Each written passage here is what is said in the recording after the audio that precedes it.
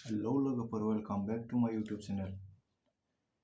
Army लाभार्स बड' YouTube चैनेलाव नोंथांमोन बयखौबो फिन खनसे बरायनाय जाबाय। आसा खालामो नोंथांमोनहा इसोरनि अननायाव बयबो मोजाङै दं, आंबो मोजाङै दं। दिनैनि भिडिअ'आनो जादों जोंना आसाम पुलिस एबि इउबिनि थाखाय 3200 मिटार रानिं शेड्यूल दे लोगोफोर। सप्ता खनसेनि रानिं शेड्यूल, सप्ता खनसेनि खारनाय, बेनि सोमोन्दै सावरायगोन दे। नोंथांमोनहा भिडिअखौ जोबजासिम नायलांदो आरो नोंथाङा चेनेलाव गोदानबा अन्नानै चेनेलखौ साबस्क्राइब खालामनानै ला। लोगोसे लाइक शेयार कमेन्ट खालामनो दाबाव दे। खोन्थालांसै आं लोगोफोर। आरो साइडआवबो आं रायलायनाय सानसेनिखौ भिडिअआवनो होफागोन दे लोगोफोर, आरो बेनि फट'बो होफागोन आङो। अनलि फर हौवाफोरनि थाखायल' दे बे, हिनजावफोरनिखौ आं लाबोआखै। खोन्थागोन माबायदि खारनांगौ, हिनजावफोरखौबो खोन्थाखांबाय आङो भिडिअआव। अनलि फर हौवाफोरनि थाखायल' दे बे रानिं शेड्यूलआ सप्ता खनसेनि। सिगाङावनो रायलायग्रोनांगोन जोङो, जुदि नोंथाङा दासिमबो आसाम पुलिस एबि इउबिनि थाखाय प्रेक्टिस खालामथ'वाखैबा,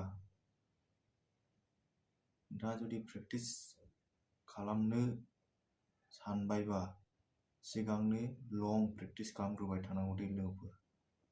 लं प्रेक्टिस खमसे खम 4-5 किल'मिटार खारबाय थानांगौ दे।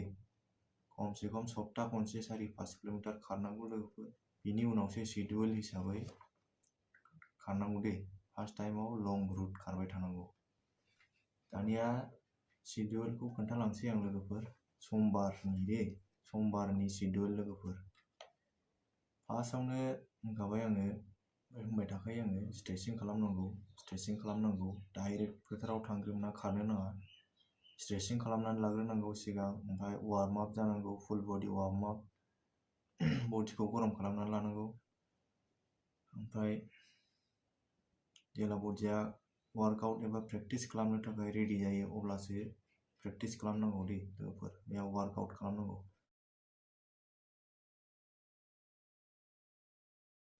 समबारनि वार्कआउटआ दङ 1 किल'मिटार खनब्रै दे लोगोफोर। 1 किल'मिटार खनब्रै। 1 किल'मिटारनि खनब्रै दे। 1 किल'मिटार खारबाय, ओमफ्राय दसे रेस्ट थाथ'लायबाय, ओमफ्राय आरो 1 किल'मिटार खारबाय, बिदि दे। ओमफ्राय दाना बिनि टाइमा जादों, 1 किल'मिटारनि टाइमा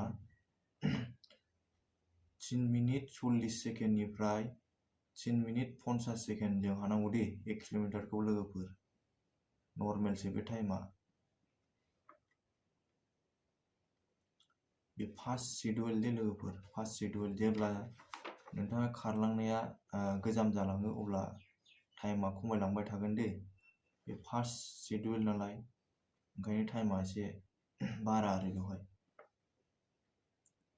ओमफ्राय 1 किल'मिटारखौ 3 मिनिट 40 सेकेन्डनिफ्राय 3 मिनिट 50 सेकेन्डजों हानांगौ दे लोगोफोर। ओमफ्राय बेवहाय नोंहा रेस्ट थागोन दे। रेस्टआ जाहैबाय, रिकभार टाइम होननो हायो। 1 मिनिट दे लोगोफोर। 1 मिनिट रिकभार टाइम। 1 मिनिटनि उनाव खारफिनदोलाय। ओमफ्राय आरो बिदिनो 1 किल'मिटार खारखांनानै 1 मिनिट रेस्ट लादोलाय। रेस्ट टाइमा 1 मिनिट। बेखौ खारखांनानै स्ट्राइड मारिनांगौ दे। स्ट्राइड। बेथ' बांद्राय स्पिडबो जायासै नालाय, 340 350सो जाहैबाय नालाय लोगोफोर, ओंखायनो स्ट्राइड मारिनांगौ दे। ओमफ्राय जेब्ला टाइमा खमायहैयो, बिदि किल'मिटार खारनायाव, 1 किल'मिटार खारनायाव 3:10 3:15 3:20, अब्ला स्ट्राइड मारिहैनाङा दे ओइदिनखालि।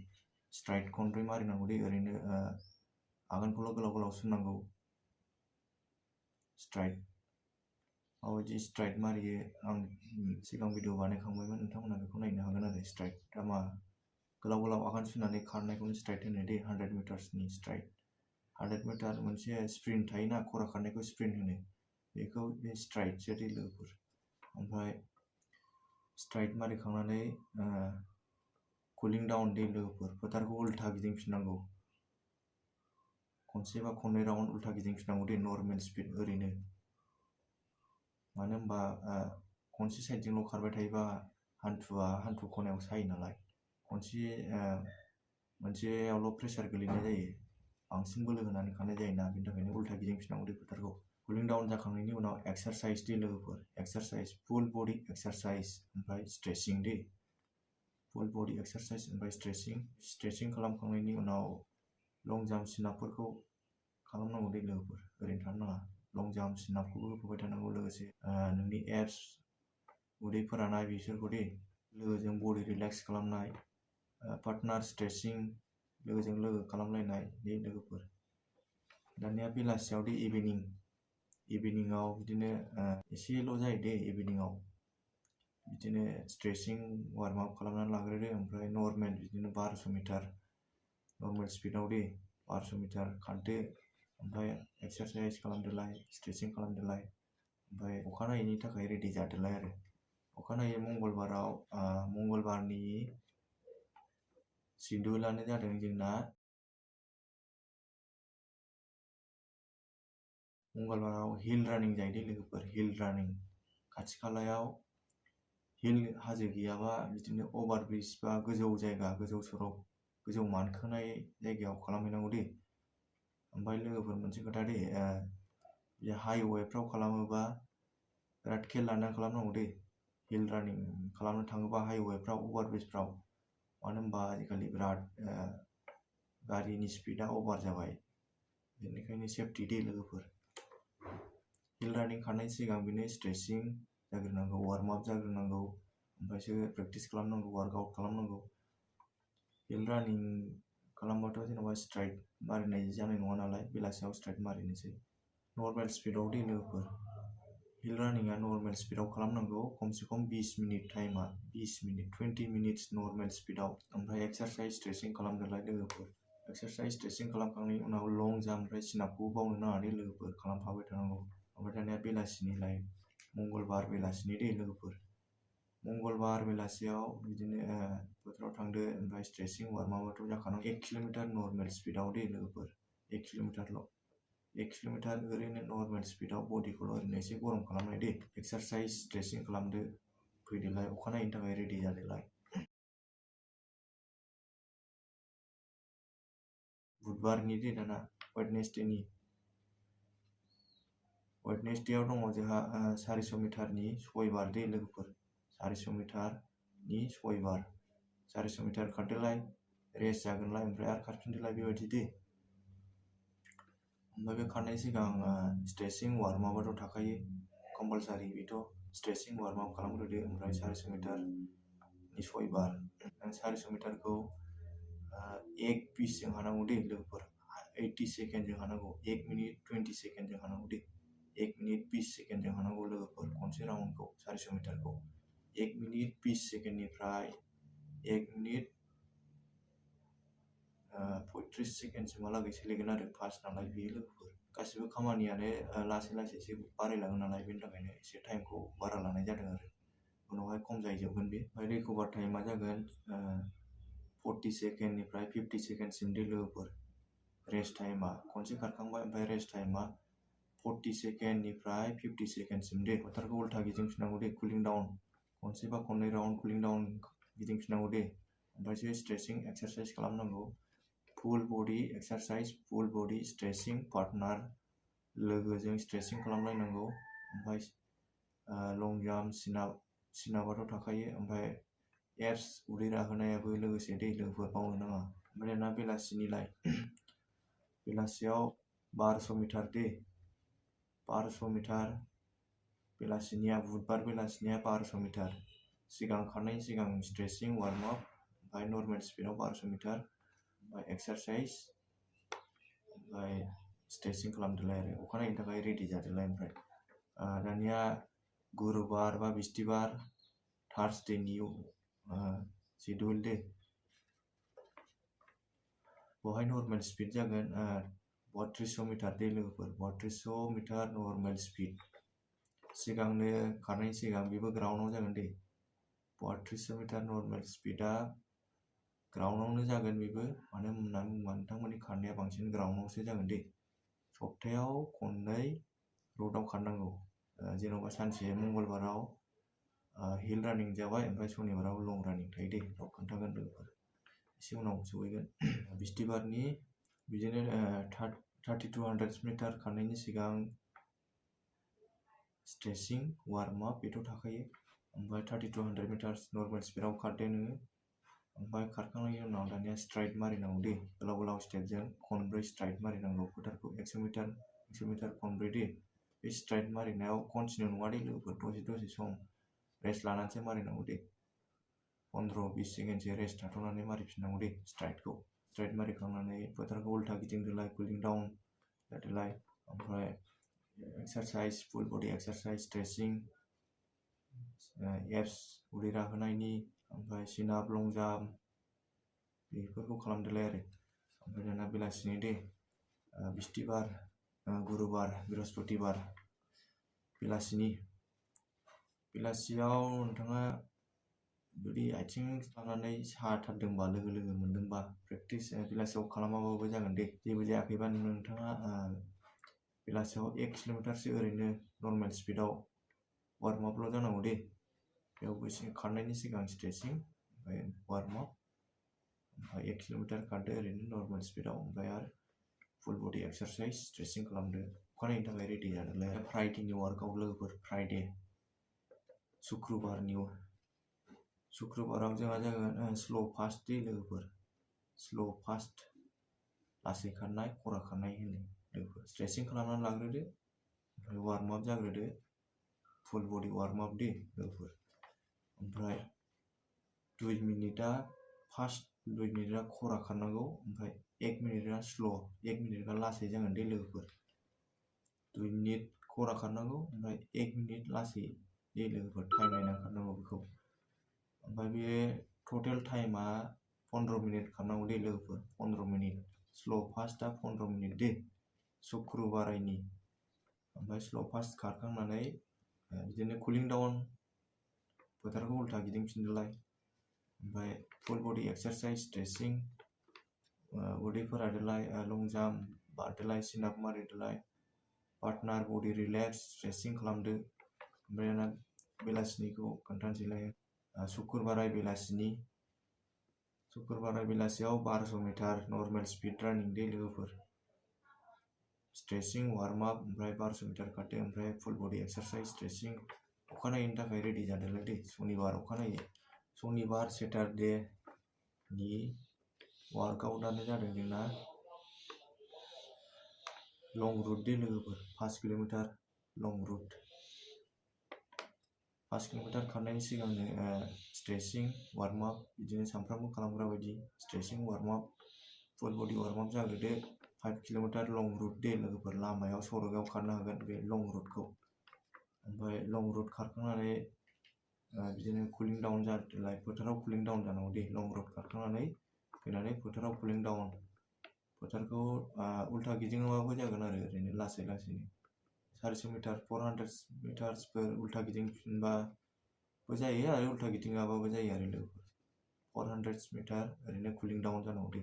स्ट्राइड मारिनांगौ दानिया लोगोफोर, स्ट्राइड खनब्रै स्ट्राइड मारिदोलाय।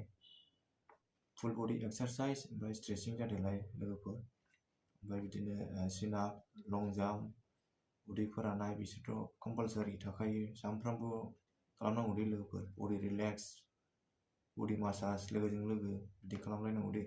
ओमफ्राय बेलासियाव रेस्ट दे लोगोफोर।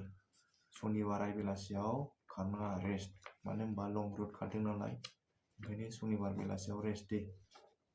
बेलासियाव खमसे खम बेलासियाव खननै रेस्ट जाबाय दे लोगोफोर। खनसेया बिस्थिबाराव, ओमफ्राय खनसेया सनिबाराव, खननै रेस्ट जाबाय बेलासियाव। ओमफ्राय दानिया अखानायैनि थाखाय रेडि जादोलाय। अखानायै सानडे, रबिबाराव फुङाव प्रेक्टिस गैया दे लोगोफोर, फुङाव रेस्ट। फुङाव जेब्ला सान्दुं दुङो, सान्दुं गोसा जायो, अब्ला आथिंखौ दै गुदुंजों सुनानै जानाय थाव गोथांखौ आथिङाव फुननानै लानांगौ दे लोगोफोर। ओमफ्राय सान्दुङाव जिरायनांगौ। आरो लोगो दङोबा आरो लोगो गैयाबा नों आथिङावल' थावखौ फुननानै सान्दुङाव जिरायबाबो जायो। आरो लोगो दंबा लोगोजों लोगो फुल बडि थाव फुननानै मालिस खालामलायबा साबसिन जायो आरो। रबिबार बेलासियाव फुङाव खारासै नालाय, ओमफ्राय शनिबार बेलासियावबोथ' खाराखसै, ओंखायनो रबिबार बेलासियाव एसे नर्मेल ओरैनो वार्म आप जानांगौ दे। 1 किल'मिटारसो लोगोफोर, 1 किल'मिटार ओरैनो नर्मेल वार्म आप जानांगौ दे। स्ट्रेचिं वार्म आप, ओमफ्राय 1 किल'मिटार फुल बडि एक्सारसाइज बेथ' थाखायो। स्ट्रेचिं अखानायैनि थाखाय रेडि जाफिननाय जाहैबाय। बे समबारावथ' जोंना एसे स्पिड वार्क थायो नालाय, खरा खारनाय जायो समबाराव। बेनि थाखायनो रबिबार बेलासियाव एसे बडिखौ ओरैनो नर्मेल वार्म आप जानानै थानांगौ दे, गरम जानानै थानांगौ। 1 किल'मिटार 800 मिटारसो लोगोफोर। ओमफ्राय दाना समबारनिखौ खोन्थाफिनसैलाय। समबार मानडेआव जोंना दङ 3200 मिटारनि ट्रायल। नोंथांनि खारनाया बेसेबां आवगायदों सप्तायाव खनसे नायनांगौ दे। नों बेसेबां इमप्रुभ जादोंना जायाखै। 80% एनार्जिखौहाय वेस्ट खालामनांगौ दे, एनार्जि बाहायनांगौ लोगोफोर। 80% एनार्जि होनानै खारनांगौ दे, स्पिड होनानै खारनांगौ समबाराव। सप्ता खनसे नोंथाङा जा प्रेक्टिस खालामदों बे आवगायदोंना आवगायाखै, माबायदि प्रेक्टिस खालामबावनांगौ बेयावनो मिन्थिगोन नोंथाङा। खारनायनि सिगां बिदिनो नर्मेल स्ट्रेचिं वार्म आप जाग्रोनांगौ, फुल वार्म आप, ओमफ्रायसो खारनांगौ दे। टाइम नायनानै खारनांगौ। 3200 मिटार ट्रायल दे लोगोफोर। सप्ता खनसेनि बे खारनायल'सो जादों जोंना। नोंथांना दंबावो लं जाम्प दं, सिनाप दं। बहायबो लं जाम्पखौ खनथामल' चान्स मोनो नालाय खनथामल' लानांगौ दे लोगोफोर। खनथामजोंनो एक्सिलेन्ट बारनो नाजाथारनांगौ। आरो सिनापाबो एक्सिलेन्ट होनो हाथारनांगौ दे ट्रायलनि दिनखालि लोगोफोर। कुलिं डाउन जानांगौ, ओमफ्राय फुल बडि एक्सारसाइज, ओमफ्राय स्ट्रेचिं खालामनांगौ दे लोगोफोर। ओइदिनखालि उदै राहोआबाबो जायो, ओमफ्राय उदै राहोयोबा मोजां आरो। खिन्थु नोंथाङा खारनानै एसे मेंगोन आरो। ट्रायल दिनाव एसे बोलो होनाय जायो नालाय, ओंखायनो ओइदिनखालि बेफोरबायदि उदै राहोनायफोरखौ खालामाबाबो जागोन आरो। नर्मेल स्ट्रेचिं ओमफ्राय फुल बडि एक्सारसाइज बेखौ खालामनांगौ दे। ओमफ्राय बेलासियाव नर्मेलल' दे, 800 मिटार बा 1 किल'मिटारल' दे लोगोफोर। ओरैनो फोथारखौ खननैसोल' गिदिंनांगौ, वार्म आपल' जानानै थानांगौ दे। बेलासिनिया समबार बेलासि जेदिनखालि ट्रायल होगोन ओइदिनखालि स्ट्रेचिं ओमफ्राय ओरैनो वार्म आपल' जानांगौ दे। 1 किल'मिटार बा 800 मिटारसोल' दे, ओमफ्राय फुल बडि एक्सारसाइज स्ट्रेचिं दे लोगोफोर। ओमफ्राय आरो दानिया बिदिनो टुइसडे मंगलबाराव बिदिनो हिल रानिं गेलेबाय। हिल रानिंआ 15 मिनिट खालामदोंबा नों थांनाय सप्तायाव, ओमफ्राय दानियाव एसे बारायदोलाय आरो। एसे बारायलांबाय थानांगौ। हिल रानिंखौ एसे बारायनांगौ, ओमफ्राय स्पिड वार्कखौ एसे टाइमखौ खमायनांगौ दे। रानिंनि प्रेक्टिसनि सिडुला बेनो दे, मास मोनसे फुरा जायो बिदिनो सिडुल हिसाबै खारनाया। अब्ला लास्टआव 5 किल'मिटारनि खननै खारनांगौ दे लोगोफोर। 5 किल'मिटारनि खननै वार्कआउट खालामनांगौ दे। 5 किल'मिटारखौ नोंथाङा फोथाराव खारोबा एसे टाइम लायो नालाय, सरगावबा एसे खम, ओमफ्राय फोथारावसो खारनांगौ दे 5 किल'मिटार खननैखौ लोगोफोर। लास्ट टाइम 18 मिनिटजों हानांगौ दे। लास्ट टाइम लोगोफोर 18 मिनिटजों। 5 किल'मिटार नों खनसे खारबाय, ओमफ्राय 5 किल'मिटार खारखांनानै 10 मिनिट रेस्ट लादो, ओमफ्राय 5 किल'मिटार खनसे खारफिनबावदो दे लोगोफोर। 18 मिनिटजों हाथारनांगौ, 18 मिनिटनि बारा लाहैनो मोना। अके लोगोफोर, दिनैनि रानिं सिडुला बेनोसै। भिडिअआ गोलाव जाबाय। नोंथाङा चेनेलाव गोदानबा अन्नानै चेनेलखौ साबस्क्राइब खालाम, शेयार खालाम, लाइक खालाम, कमेन्ट खालाम। नोंथांमोननि थाखायनो आं बेबायदि भिडिअ लाबोबाय थायो मोजां। कमेन्ट बक्सआव लिरनानै सोंहरनो हागोन माबाफोर डाउट बा माबाफोर बुजियाखैबा लोगोफोर।